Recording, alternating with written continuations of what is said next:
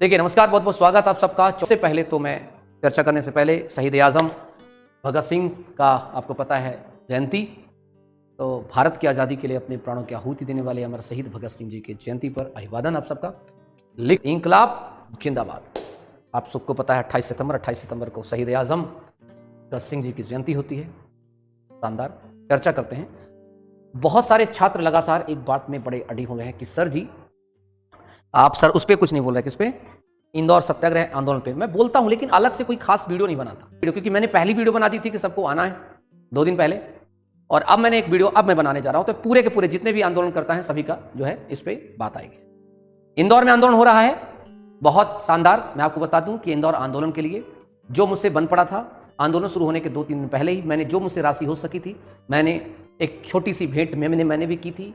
Support के साथ साथ आपको मैंने एक वीडियो बनाई थी, शायद आप लोग दिखाई नहीं देता। हाँ, ये है कि चौहान सर चूंकि इंदौर में नहीं दिख रहे, इसलिए आप लोगों को थोड़ा दुख लगता है। उसकी बात करूं, लेकिन उसके पहले चर्चा कर दूं, पूरी बात को समझा दूं। इस इंदौर आंदोलन को 21 तारीख को शुरू हुआ था सत्याग्रह। उसके पहले एक बड़ा आंदोलन हुआ था जिनका नाम है, उनका नाम नहीं लूंगा तो उनको भी दिक्कत हो जाएगी, अच्छा नहीं लगेगा। जावेद खान, जावेद भाई का बहुत बड़ा रोल है इसमें, और जावेद भाई ने एक बड़ा रोल दिखाते हुए इस पर बड़ा काम भी किया है। जावेद भाई के लिए सबसे पहले आपको बता दूं, जावेद भाई के बारे में आप लोग जान लीजिए, क्योंकि जावेद भाई को मध्य प्रदेश का छात्र कभी नहीं भूलना चाहिए, भूलेगा नहीं भी चाहिए, क्योंकि जावेद भाई ये हमारे इंदौर के शानदार युवा नेता हैं और बात को रखते हैं। ये 19 तारीख की घटना है, जिस दिन जब से एमपीपीएससी बना है, शायद पहली बार आयोग ने किसी को लिखित में ये बात कही, लिखित में आश्वासन दिया कि 1 महीने के अंदर हम समस्त रिजल्ट जारी कर देंगे। ये बड़ी बात है, ये मतलब ये अगर एमपीपीएससी कह रहा है, इसका मतलब सरकार कह रही है, ठीक है। तो ये जावेद भाई का हम कभी नहीं भूल सकते, हमेशा याद रखेंगे जावेद भाई। और ये पहली बार ऐसा हो कि किसी सरकारी ऑफिस ने लीक करके सील थप्पड़ ठोक के दिया है, और उनका कहना था कि 1 महीने का हमें समय दीजिए, क्योंकि 1 महीने समय तो लगेगा भाई, कि लगभग 1 माह में रुके हुए समस्त परिणाम जारी कर दिए जाएंगे। ये एक बड़ी बात है। और ये अब एक प्रश्न है कि गुरु जी जो है, आप इंदौर में क्यों नहीं है? इंदौर में सत्याग्रह हो रहा है। उस सत्याग्रह, देश आजाद हुआ था, और देश आजादी में कई दलों ने भूमिका निभाई थी। शहीद आजम का चूंकि कल जयंती है तो आज बात करना जरूरी है। तो कुछ लोग भोपाल में होने चाहिए ना, कि जब उधर से पैदल चल के आएंगे, तो हम लोग हैं भगत सिंह मंडली वाले लोग।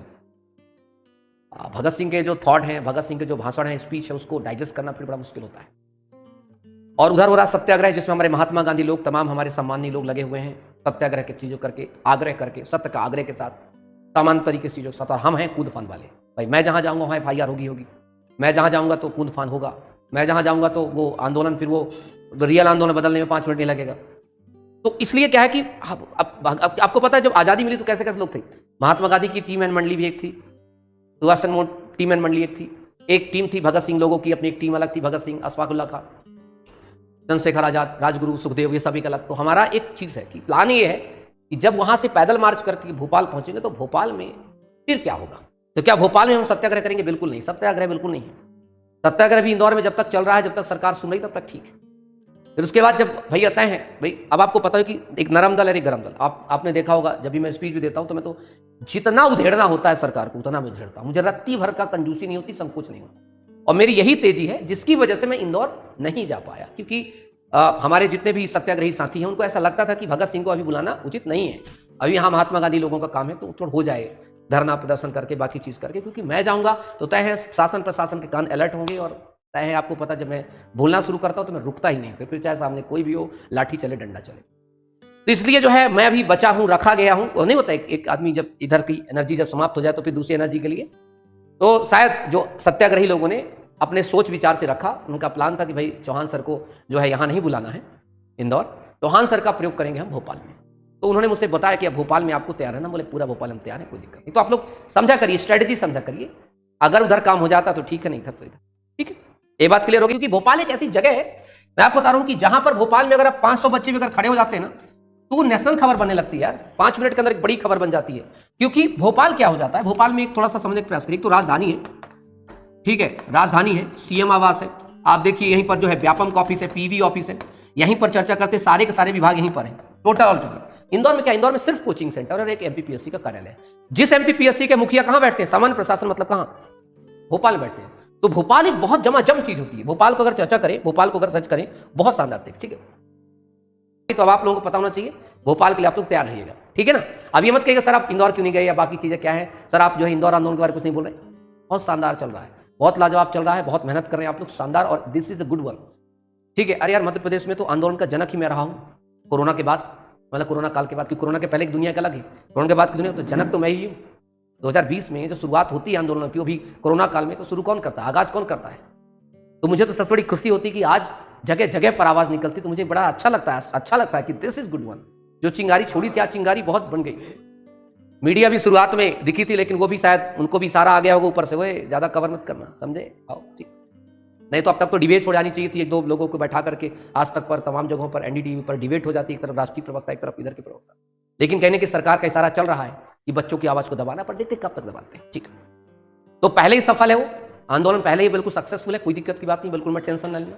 अगर आप घर से बाहर निकलते तो सफल होता है। उनको पता था 21 तारीख से सत्याग्रह होगा, तो 19 तारीख को लिखित में दे दो, ताकि बच्चों को लगेगा कि रिजल्ट आने वाला। बहुत सारे बच्चे पढ़ने लगे, बहुत सारे एमपीपीएससी का पढ़ने लगे, रिजल्ट आएगा। और जो इंदौर में भी सत्याग्रह चल रहा है, उस सत्याग्रह का रिप्लाई यही आएगा कि हम तो पहले ही बोल चुके इनको 1 महीने। और जब ये चीज देखेगा ना, कोई भी मीडिया जो है यही कहेगा कि ठीक है आपको 1 महीने का समय दिया हुआ, अब आप अपना सत्याग्रह बंद कर दीजिए। जब आपका नहीं करेगा तो सत्याग्रह करिएगा, क्योंकि एक कौतूहल होता है लोगों के बीच में, एक सवाल होता है। या कि फिर दूसरा ऑप्शन है कि लगातार करते रहिए, क्योंकि ये 19 तारीख को बोल ही चुके हम 1 महीने में दे देंगे। तो उसका जो रिजल्ट आउटपुट है, उन लोगों ने इसके माध्यम से सारे आउटपुट पे क्या कर दिया है, एक बड़ा मजेदार सो मच। कुछ छात्र कह रहे हैं sir thank you so much, आप आंदोलन का सपोर्ट कर रहे हैं। अरे यार आंदोलन का सपोर्ट क्यों, ये बताओ। जो कोरोना काल के बाद जो व्यक्ति आंदोलन का जनक रहा हो तो सपोर्ट करेगा ही करेगा ना। बस एक ही चीज कहता हूं, आंखें को खुली रखो। आंखों खुली इसलिए रखो क्योंकि प्रशासन भी अपनी चाल चल चुका है। प्रशासन के पास कहने के लिए बहुत कुछ है, मीडिया में बघाड़ने के लिए बहुत कुछ है कि हमने यहां पर कहा है, ठीक है। चलिए फिर थैंक यू।